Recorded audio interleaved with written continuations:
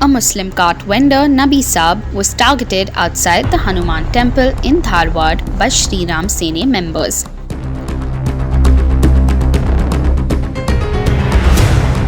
Reacting to this, BJP MLA Arvind Bellad made a bizarre statement attacking the pushcart seller.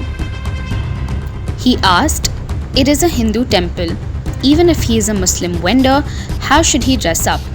By not wearing a skull cap with a beard, shaving his mustache and wearing a pajama. How will the Hindu devotees feel?" Security ಕೊಡುವಂತ ಒಂದು ವ್ಯವಸ್ಥೆ sir ಅಲ್ಲಿ ಈ ರೀತಿ ಘಟನೆ ನಡೆದಾಗ ಭಕ್ತರ ಮೇಲೂ ಎಫೆಕ್ಟ್ ಆಗ್ತದೆ ಸರ್ ಇದು ನೋಡ್ರಿ ಭಕ್ತರ ಮೇಲೂ ಅಫೆಕ್ಟ್ ಆಕೈತಿ. ನೀವು ತಿಳ್ಕೊರಿ, ಈಗ ಅಲ್ಲಿ ಐತಲ್ಲ ಅದು ಒಂದು ಹಿಂದೂ ಟೆಂಪಲ್. ಆ ಹಿಂದೂ ಟೆಂಪಲ್ ಮುಂದೆ ಐತಲ್ಲ, ಈಗ ಅವರು ಮುಸ್ಲಿಂ ವ್ಯಾಪಾರಸ್ಥರಿದ್ರು ಕೂಡ ಯಾವ ಟೈಪ್ ಡ್ರೆಸ್ ಹಾಕ್ಕೊಂಡಿರ್ಬೇಕು ಅವರು? ಅದು ಪೂರ್ತಿ ಹಿಂಗೆ ತಲೆ ಮೇಲೆ ಟೊಪ್ಪಿಗೆ ಹಾಕ್ಕೊಂಡು ಗಡ್ಡ ಬಿಟ್ಕೊಂಡು ಮೀಸಿ ಬಳಸ್ಕೊಂಡು ನಾವು ಪೈಜಾಮ ಹಾಕ್ಕೊಂಡು ಅಲ್ಲೇ ಇರ್ತಂತ ಹಿಂದೂ ಭಕ್ತಾದಿಗಳಿಗೆ ಏನು ಅನಿಸ್ತೈತೆ?